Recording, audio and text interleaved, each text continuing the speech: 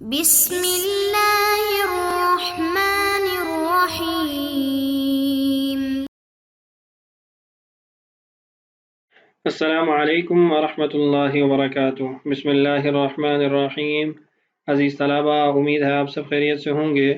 آج کی اس ویڈیو کے اندر ہم سبق نمبر 52 پڑھیں گے۔ ہمارے آج کے سبق کا عنوان ہے ابواب الثلاثی المزید فیہ بحمزۃ وصل۔ ثلاثی مزید فی حمزہ وصلی کے ابواب، یعنی اس عنوان کے تحت ہم ان ابواب کی خاصیات پڑھیں گے جو ثلاثی مزید فی سے ہیں اور ان کے اندر حمزہ وصلی بھی آتا ہے۔ حمزہ وصلیہ کے ابواب کے اندر صاحب کتاب نے سب سے پہلے باب افتعال کی خاصیات لکھی ہیں۔ آئیے ان سے ابتدا کرتے ہیں۔ معانی باب الافتعال، باب افتعال کی خاصیات۔ باب افتعال کی سب سے پہلی خاصیت ہے یأتی لمطاوعۃ فعل و فعل، کہ یہ فعل اور فعل کی مطاوعت میں آتا ہے، یعنی فعل اور فعل جب اس سے پہلے آتے ہیں تو یہ اس بات کو ظاہر کرتا ہے کہ ان دونوں افعال میں فاعل نے جو عمل مفعول پر کیا تھا اس نے اس عمل کو قبول کیا، اس نے اس کے اثر کو قبول کیا۔ مثال دیکھیے، جمعتہ فاجتمع، میں نے اس کو جمع کیا تو وہ جمع ہو گیا۔ غممتہ فاغتم، میں نے اس کو غمگین کیا تو وہ غمگین ہو گیا۔ اب پہلی مثال ثلاثی مجرد کی ہے اور دوسری مثال باب تفعیل کی ہے، تو ان دونوں ابواب سے باب افتعال مطابعت کے لیے آتا ہے۔ دوسری خاصیت ہے لاتخاذ الفعل من الاسم، اسم سے فعل کو بنانا یا فعل کو اختیار کرنا۔ اس میں ہوتا یوں ہے کہ کوئی خاص اسم ہوتا ہے، اس اسم کا فعل کے اندر معنی ادا کرنے کے لیے اس کو باب افتعال کے اندر لے جاتے ہیں۔ مثال دیکھیے، اختبر، اختبر یہ خبر سے ہے، خبر بات کو کہتے ہیں، خبر کو کہتے ہیں، تو اختبر خبر لینا یعنی خبر حاصل کرنا۔ اختدم یہ خادم سے ہے، اب خادم کا مطلب ہے خدمت کرنے والا، اور اختدم کا مطلب ہوگا خدمت لینا۔ تو اسماء سے افعال بنانا یہ بھی باب افتعال کی خاصیت ہے۔ یہاں کچھ اور صورتیں بھی ہیں اتخاذ کی، وللاتخاذ صور اخرى ایضا، اتخاذ کی کچھ اور بھی صورتیں یہاں باب افتعال میں قائم ہوتی ہیں۔ تو صاحب کتاب نے یہاں پر 4 صورتیں لکھی ہیں۔ سب سے پہلی صورت اتخاذ کے اندر بناء الماخذ لکھی ہے، کہ فاعل کا ماخذ کو خود بنانا، خود اس کو ایجاد کرنا۔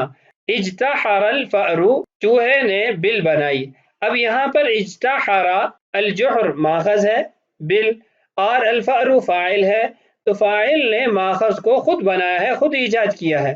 دوسری مثال دیکھیے، احتجر زید، اب احتجر زید کا مطلب ہے زید نے حجرہ بنایا۔ احتجرہ کے اندر حجرہ یہ ماخذ ہے، بنانے والا فاعل ہے، تو گویا فاعل نے ماخذ کو خود بنایا۔ تیسری صورت ہے جعل الشیء ماخذا، چیز کا ماخذ بنانا، مفعول کو ماخذ بنانا۔ مثال دیکھیے، اغتذا بکر الشاة، بکر نے بکری کو اپنی غذا بنائی۔ اب اغتذا کے اندر الغذا یہ ماخذ ہے اور الشاة یہ مفعول ہے اور بکر فاعل ہے، تو یہاں پر فاعل جو کہ بکر ہے وہ الشاة جو کہ مفعول ہے اس کو ماخذ بنا رہا ہے جو کہ غذا ہے۔ چوتھی صورت قبض الشیء فی الماخذ، چیز کا ماخذ میں لینا۔ مثال دیکھیے، اعتضد بکر الصبی ای اخذہ فی العضد، بکر نے بچے کو باہوں میں لیا، بازو میں اٹھایا۔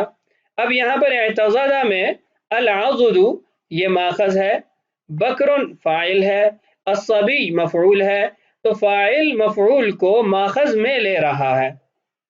دوسری مثال دیکھیے، واحتجرت الطفل ای اخذتہ فی حجری، میں نے بچے کو گود لیا۔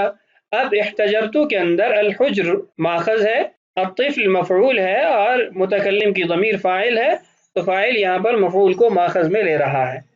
ماخذ کی صورتیں پہلے بھی 1-2 مرتبہ گزر چکی ہیں، وہاں پر بھی تفصیلاً اس کی بات ہوئی ہے۔ اس کے بعد ہے للمبالغۃ والتصرف، مبالغہ اور تصرف بھی باب افتعال کی خاصیت ہے۔ مبالغہ پہلے گزر گیا ہے کہ اس کے اندر معنی کی زیادتی پائی جاتی ہے، کبھی فعل کے اندر، کبھی فاعل کے اندر اور کبھی مفعول کے اندر۔ تصرف لغت کے اندر پھیرنے کو کہتے ہیں اور اصطلاح خاصیات کے اندر کسی فعل کے حصول میں کوشش کرنے کو کہا جاتا ہے۔ عبارت دیکھیے، وَهُوَ الْمُبَالَغَةُ وَالْاجْتِهَادُ فِي الْحُصُولِ عَلَى الْمَاخَذِ، مبالغہ اور تصرف کہتے ہیں کہ کسی ماخذ کو حاصل کرنے کی خوب کوشش کرنا۔ مثال دیکھیے وَإِذَا قُرِئَ الْقُرْآنُ فَاسْتَمِعُوا لَهُ وَانصِتُوا لَعَلَّكُمْ تُرْحَمُونَ۔ فَاسْتَمِعُوا یہ محل استشہاد ہے، باب افتعال سے ہے۔ مطلب یہ ہے کہ خوب غور سے سنو، ہمتاً گوش ہو کے سنو، یعنی ماخذ کو حاصل کرنے کے لیے جو کہ یہاں پہ سماع ہے، سننا ہے، خوب کوشش کرو۔ دوسری مثال ہے وَاقْتَسَبَ الطُّلَّابُ الْعِلْمَ، طالب علموں نے علم حاصل کرنے کی خوب کوشش کی، ای بالغوا فی حصولہ واجتہدوا فیہ۔ اکتسبہ اس کے اندر الکسب یہ ماخذ ہے، تو طلباء نے علم حاصل کرنے کے لیے خوب محنت کی، کوشش کی۔ اس کے بعد ہے موافقت۔ موافقت کس کس فعل کی ہے وہ دیکھیے، موافقت فعل ثلاثی مجرد کی موافقت ہے۔ مثال ابتلج الصبح وبلج، ابتلج وبلج دونوں کا مطلب ہے روشن ہونا، یعنی صبح خوب روشن ہوگی، ای اصفر وانار۔ باب افعال کی موافقت دیکھیے، احتجز زید واحجز ای اتی الی الحجاز۔ احتجز اور احجز دونوں کا مطلب ہے حجاز کی طرف گیا۔ تفاعل کی موافقت دیکھیے، ارتدى بکر من عملہ وتردى ای رجع۔ یہاں مطلب غلط لکھا ہوا ہے، رجع اس کا مطلب نہیں ہے، اس کا مطلب ہے چادر اوڑھنا۔ تو ارتدى اور تردى دونوں کا مطلب ہے چادر اوڑھنا۔ رجع اگر اس کا معنی کیا جائے تو پھر یہاں پر ارتد اور تردد یہ دونوں موافقت کریں گے اور ان کا مطلب ہوگا لوٹنا۔ دونوں مثالیں ٹھیک ہیں، ارتدى اور تردد ان دونوں کا مطلب ہوگا چادر اوڑھنا، اور ارتد تردد مضاعف سے اس کا مطلب ہوگا رجع لوٹنا۔ اس کے بعد ہے لموافقت تفاعل، باب تفاعل کی موافقت کرتا ہے۔ مثال دیکھیے اختصم وتخاصم دونوں کا مطلب ہے جھگڑنا، اجتمر وتجاور دونوں کا مطلب ہے باہم پڑوسی ہونا، تو یہاں پر بھی موافقت پائی جا رہی ہے۔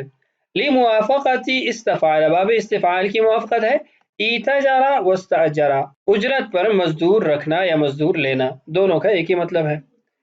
اس کے بعد ہے للاظہار، باب افتعال کی خاصیت اظہار کرنا، واضح کرنا۔